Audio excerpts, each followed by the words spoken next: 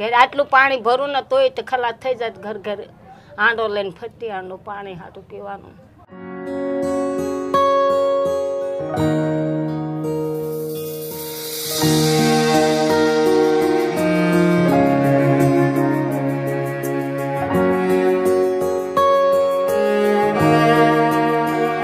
આપણા દેશની નારીને એમનામ જગદંબા નથી કહેવાતું એટલે જ એક બેણે પોતાના ભાઈની આખી જિંદગી સેવા કરી. અત્યારે હું મહેસાણા જિલ્લાના અંબાસણ ગામથી 250 કિલોમીટરની દૂરી પર આવેલું સૌરાષ્ટ્રમાં બોટાદ જિલ્લાનું ભીમડાદ ગામ છે ત્યાં આવ્યો છું અને આ જે વિડીયો છે ઓલમોસ્ટ લાખો લોકોએ વિડીયો આ જોયો છે અને તમે માનશો નહીં મિત્રો 1.5 લાખ લોકોએ તો મને ખાલી ઇનબોક્સ કર્યું છે કે ભાઈ તમારે અહીંયા જવું છે અને આ ભાઈ બહેન માટે કંઈક કરવું છે એટલે સીધો ત્યાં આવ્યો છે. ત્યારે બહારનું તાપમાન છે 41 ડિગ્રી, બુધવાર છે ને 27 તારીખ છે અને સીધા આપણે આવી ગયા છીએ ભીમડા. ત્યાં જઈએ આપણે એમના માટે શું કરી શકીએ ફટાફટ જાણીએ.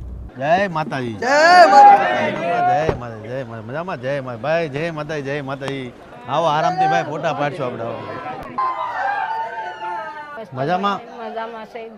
બોટાદ જિલ્લાનું ગઢડા તાલુકાનું ભીમડાદ ગામ છે. અત્યારે હું ભીમડાદ ગામમાં આવ્યો છું જ્યાં લીલાબેન દેવી પૂજક 65 વર્ષના છે. 50 વર્ષ પહેલા એમના પતિ એક્સપાયર થઈ જાય છે અને વર્ષોથી એમના નાના ભાઈ સાથે રહે છે. બહાદુરભાઈ દેવી પૂજક જે બેણે આખી જિંદગી પોતાના ભાઈની સેવા કરી છે એમ તમે કહી શકો છો. પણ ઘરની મોટામાં મોટી સમસ્યા છે પાણી, ટોયલેટ, બાથરૂમ અને આ ઘર તમે જોશો ટોટલ બંજર થઈ ગયું છે.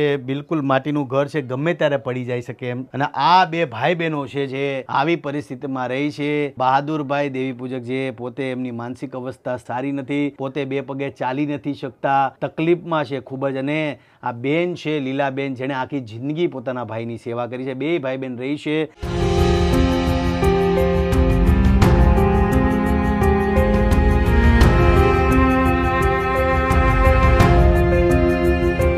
શું નામ તમારું માજી? મારી નામ લીલા છે ભાઈ. અમે દેવી પૂજક છે. તમારા ભાઈનું નામ? એ તે બહાદુર ભાઈ છે, બહાદુર લખમણ. એને શું થયું? એના તો આવા ઓલું આવી ગયું છે.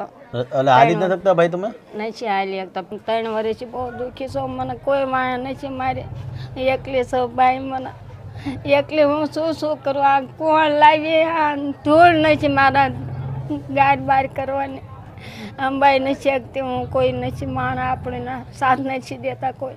એક ભાઈ કામ કરવા વાળો હતો એ તે મંડાઈ ગયો. શું કરું હું? કેવા દાડિયા બાડિયા કરીને કરાવી લેતી છે. અત્યારે થાય એવું નથી. મારી છે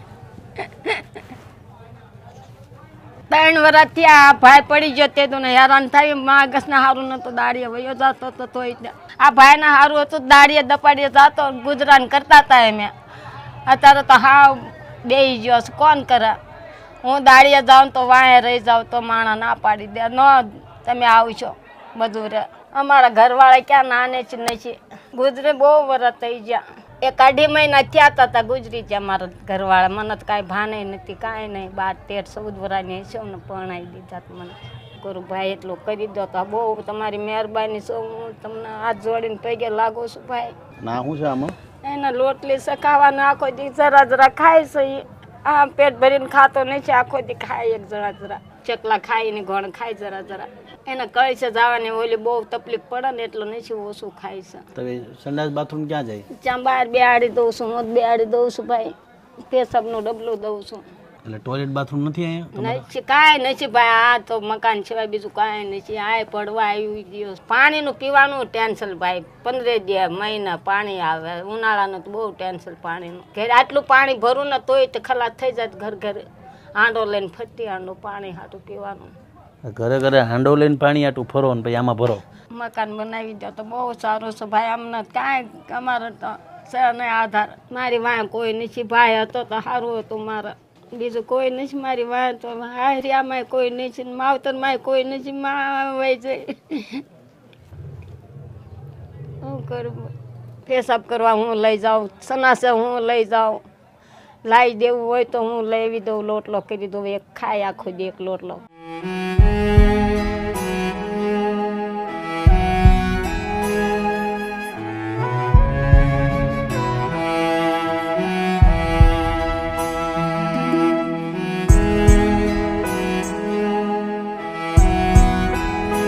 આ આપણે શું કરીએ ખબર કે ઘર તો આપણે બનાવી નાખી, બહાદુરભાઈ હાલી ન થકતા ને એને પ્રોબ્લેમ છે ને ટોયલેટ બાથરૂમ આપણે અંદર કરી નાખી હા અને રસોડું અહીંયા કરી નાખી. એટલે તમે જે ટોયલેટ બાથરૂમ કરવા બહાર લઈ જાઓ ઉપાડી ઉપાડીને લઈ જાઓ એ નથી કરવાનું, આપણે અંદર જ કરશું અંદર કરવાનું હો ને.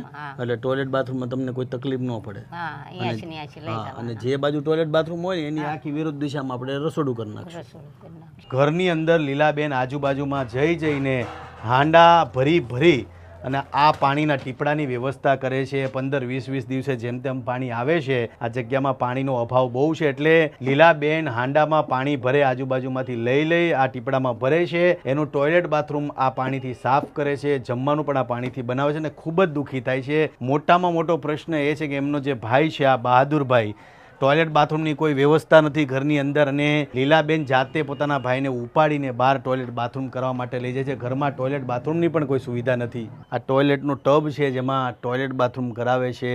અમને જ્યારે સંડાસ જવું હોય ત્યારે બહાર લઈ જાય છે. બાકી કોઈ જાતની પરિસ્થિતિ નથી. પણ લીલાબેનને સલામ કરવાનું મન થાય કે આખી જિંદગી પોતાના ભાઈની સેવા કરી, આખી જિંદગી પોતાના ભાઈને જ્યાં જરૂર પડી છે ત્યાં અડીખમ ઊભા છે. એટલે એવી બહેનો કે જે હંમેશા પોતાના ભાઈનું સારું વિચારતા હોય, ભાઈ માટે ગમે તે કરવા તૈયાર હોય. ભાઈ પોતે ચાલી નથી શકતો, માનસિક અવસ્થા સારી નથી, પોતે ખૂબ હેરાન થાય છે અને વર્ષો હેરાન થયા છતાં પણ લીલાબેને અડીખમ એની સેવા કરી છે. તો આપણે એમનું ઘર બનાવીએ છીએ. સરસ મજાનું આપણે લીલાબેનનું ઘર બનાવશું, ટોયલેટ બાથરૂમની વ્યવસ્થા કરશું અને પાણીની જે પણ એમની સમસ્યા છે એ પણ આપણે દૂર કરવાના પ્રયત્ન કરશું. કાલે મહેસાણાના અંબાસણ ગામમાં તો ત્યાંથી 250 કિલોમીટર ગાડી ડ્રાઈવ કરીને અહીંયા સીધો આવ્યો છું અને 40-50 હજાર લોકોએ મને આ બેનભાઈનો વિડીયો મોકલ્યો કે ભાઈ ખજૂરભાઈ તમારે અહીંયા જવું જોઈએ, એમનું ઘર બનાવવું જોઈએ. એટલે જેટલા પણ 40-50 હજાર લોકોએ મને આ વિડીયો મને મોકલ્યો છે લીલાબેનનો, તો એમનું ઘર બનાવવા માટે આવ્યો છું. સરસ મજાનું આપણે લીલાબેનનું અને એમના ભાઈનું ઘર બનાવીએ છીએ. બે બેનભાઈનું ઘર આપણે બનાવશું. ઘરની પેટીમાં લાગ્યું કપડાં છે પણ કપડાં નથી. આ ચોખા છે, આ દાળ છે, આટલું કરિયાણું રાખે છે. મેં પૂછ્યું કે ભાઈ તમે આ પેટીમાં કેમ રાખો છો? તો મને એવું કીધું કે રાખવાની કોઈ જગ્યા નથી અને ઘરમાં ઉંદર છે તો ઉંદર પણ ખાઈ જાય છે અને અનાજનો બગાડ કરે છે. એટલે આટલું જે જમવાનું આટલું જે કરિયાણું છે રાખે છે ભાઈ બેન. હાલો માજી મારું ઘર કરી નાખી બરાબર. તો બાપા પગે અરે માજી પગે નહીં લાગવાનું. હવે આપણે જેટલું સામાન છે ને બધું કઢાઈ નાખી બહાર. હવે આપણે આમ ભાઈને બહાર ઉપાડી લઈ શું કરી? હા ઉપાડી લેવો સહેલભાઈ. હા તમે જરાક આ ટેકો કરો ઊભો થઈ. હાલો હવે આરામથી આવો. ખાટલો લાવો ખાટલો. તો સાંઈ નથી બાપુ. બેસ બેજો આરામ. બસ રાવા દે. અરે આરામથી મૂકી દો પગ અહીંયા ઉપર. હા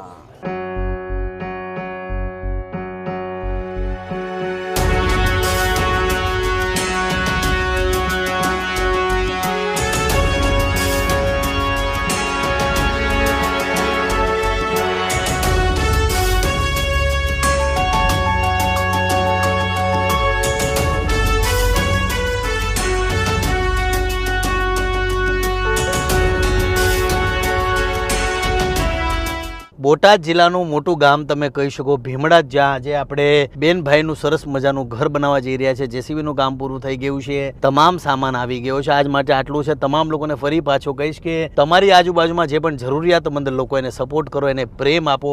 ખાસ તો અત્યારે ઉનાળો છે તો ઉનાળામાં ઘરની બહાર પાણીના કુંડા મૂકો, પક્ષીઓનું ધ્યાન રાખો, જાનવરોનું ધ્યાન રાખો અને ખાસ તો બેને પોતાના ભાઈ માટે આખી જિંદગી કુરબાન કરી દીધી અને આખી જિંદગી એની સેવા કરી. અત્યારે ભાઈ ચાલી નથી શકતો એટલે એમના માટે ખાસ આપણે ઘર બનાવી રહ્યા છીએ. ટોયલેટ બાથરૂમ બનાવશું એમના માટે, પાણીની તમામ સુવિધાઓ પૂરી કરશું, સરસ મજાનું ઉત્તમ ક્વોલિટીનું ઘર બનાવશું. આજ માટે આટલું છે. ફરી પાછો તમામ લોકોને કહીશ કે તમારી આજુબાજુમાં જે પણ જરૂરિયાતમંદ લોકો એને સપોર્ટ કરતા રહેજો, પ્રેમ આપતા રહેજો. જય માતાજી, જય શ્રી કૃષ્ણ.